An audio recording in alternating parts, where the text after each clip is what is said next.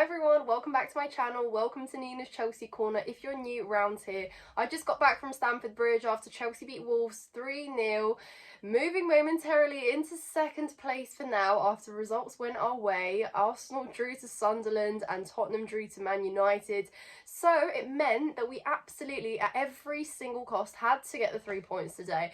And we did one better. We got a clean sheet. Those don't come as a given nowadays, so we'll absolutely take it.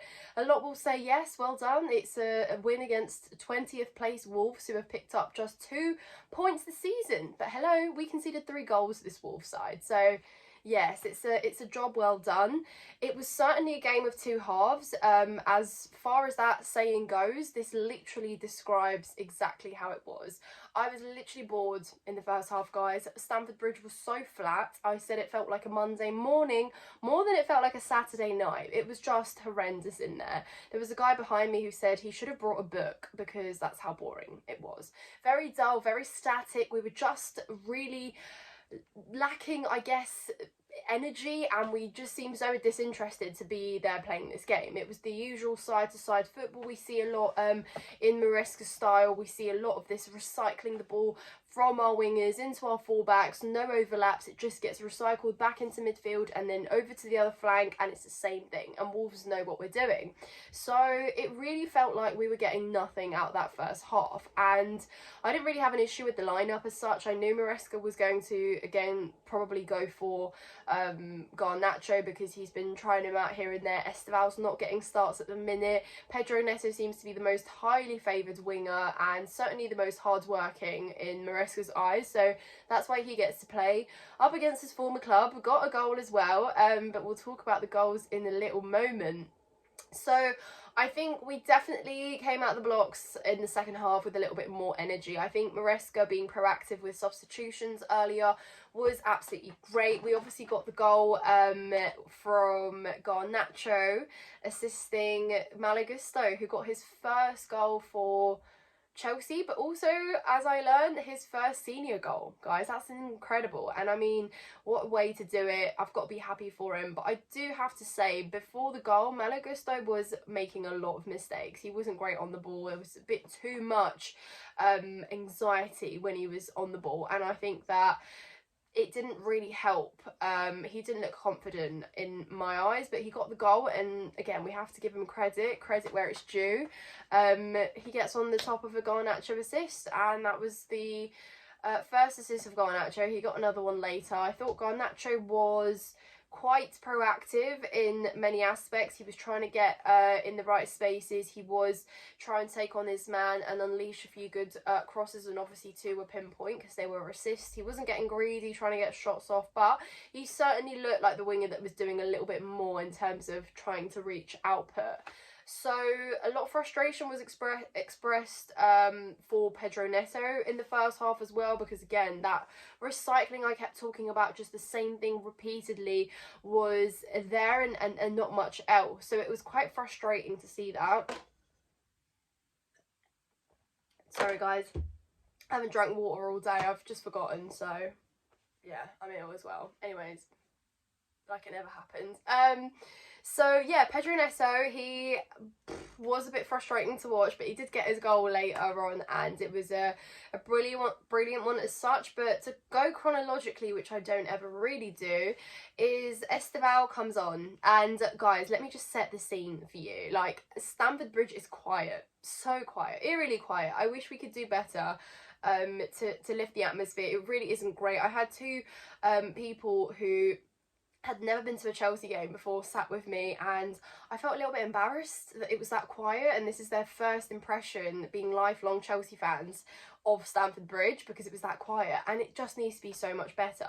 That is criticism that we do take, and when you have rival fans coming to Stamford Bridge and saying, is this a library or your support is crap, and you're sitting there going, yeah, it really is. It needs to be so much better. But anyways, guys, I've gone down another rabbit hole, but I wanted to set the scene for you. Stamford Bridge is quiet. Esteval is warming up on the sideline, and Enzo Maresca calls him over. And it's what, minute 60 something? It's not even like 80th minute as he did against Tottenham, or as he's done with his late substitutions in Premier League games.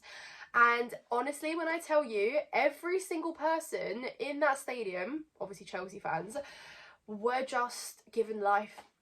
It's like spark. It's such an incredible reception that he gets every single time he's substituted on, guys. I absolutely haven't seen anything like it. It's the same, if not better, than what Cole Palmer gets when he's playing for us, because we just know how much magic he's going to bring onto the pitch when he's there, and he never fails to amaze us. I think every single time we think we've seen the very best out of him, he comes out with something new, and it's just like igniting all the fire in all the Chelsea fans, and they're so eager, and the atmosphere shifts. All it takes, guys, is an 18-year-old Brazilian wonder kid to come onto the pitch and the atmosphere just changes like that.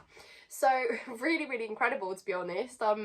Honestly, I describe Esteval every single video I make, every single match review, and I just always want to find new words to describe how just incredible he is, and he's going to get so much better as well. Still so young, still such a high ceiling, and he's not even starting games yet.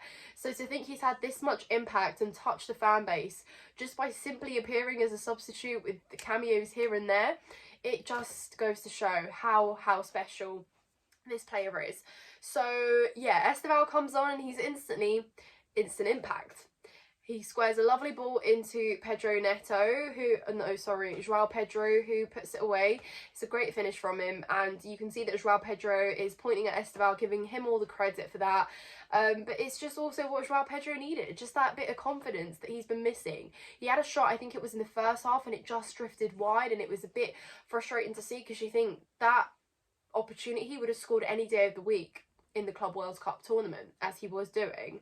So really nice there to see them have that link up play and form this chemistry. And it just again makes you so hopeful when Cole Palmer returns, how special this dynamic there can really be. So really, really brilliant. We're 2-0 up, it feels great. And then the third goal comes again, Garnacho pinpoint cross to Neto, who's on the end of it, and he finishes perfectly. They go over, they sit together, their celebration, the traditional Garnacho celebration, which he's now obviously doing at Chelsea. But yeah, I have to say I'm critical of Garnacho. I have my reservations and skepticism about him, because I still think there's a lot to his game that can improve, and he can certainly become more consistent, hopefully. But I have to say it was a great performance from him. So yeah, front line, I thought in terms of output from the players we got is great, but then I wanted more. I wanted more from Liam Delap. I wanted more from Joao Pedro as, I guess, a duo, because obviously Joao Pedro was playing in behind, and then when Maresca made substitutions, the dynamic just kept changing with who was going where, and it became a little bit more open. Everyone had a bit more of a free role. But I think the way we played, especially in the first half, because it's so out wide all the time and recycled into midfield, we simply shut out our central threat there in Liam Delap and Joao Pedro, and there's just nothing much they can really do. For my liking, Joao Pedro was way too deep at times, and it meant that he was completely cut off from Liam Delap. And then also when Liam Delap was kind of picking up the ball from way ahead of the edge of the area, there's not that player ahead of him that he can pass into. So we need to work out how we can utilise them in a better way, because like God knows what's going to happen when Liam Delap gets service and he's able to come out in these like positions where he can be one-on-one. You know he's going to put the ball away more time than not. We saw him do it. We saw him do it at Ipswich last year. So I think it's going to be really interesting to see how that dynamic plays out. Midfield, superb Enzo Fernandez today, guys. Our man of the match. Unfortunately, he came off with a little bit of an injury, but I think it's something that has been building with his knee, and he's not set to travel to Argentina for international break. So I guess that's a good thing from the justification that he can recover and he can have a little bit of time to hopefully get better. But Enzo Fernandez is a player that's literally been run into the ground these last couple of years, with how much game time he's had, with how much travel he has to make to his international duties, and playing through the whole Club World Cup tournament, into the friendlies, into the season, and it's just been non-stop for him. So to see him put on a performance like today, it was just truly so special. We're always on about Caicedo. We know what type of beast he is, but Enzo Fernandez has often been in and out and inconsistent. So I think for him, to get the man of the match award is very deserving today, and some of the balls that he was making through and in behind defence was really, really positive to see. His ball recovery, his kind of relentless running, it was really impressive to see, so very, very happy for him.